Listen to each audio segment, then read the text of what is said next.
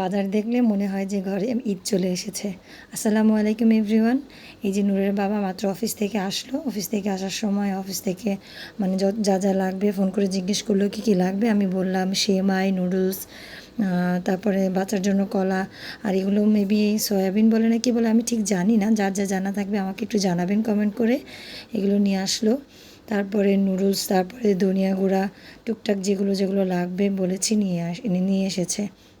ছেলেটা আবার নুডলস খুবই পছন্দ করে। ছেলে না, আমরা সবাই খুব পছন্দ করি নুডলস খাওয়াটা। নুডলস এনেছে, তারপরে পোলাওর চাল এনেছে, যা যা লাগে আর কি একটা সংসার ঈদের দিন লাগবে এগুলো টুকটাক আরও কিছু বাজার করেছে। সেগুলো অবশ্য আমি দেখাতে পারছি না, কারণ সেগুলো আবার রান্নাঘরে রাখা আছে।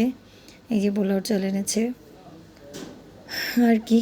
আর এই যে আমাদের সব নিত্য প্রয়োজনীয় যেটা ছাড়া আমাদের মেয়েদের রান্নাই চলে না, যেটা ওই যে পেঁয়াজ, তারপর হচ্ছে জিরা গুঁড়া, ধনিয়া গুঁড়া, এগুলো নিয়ে এসেছে।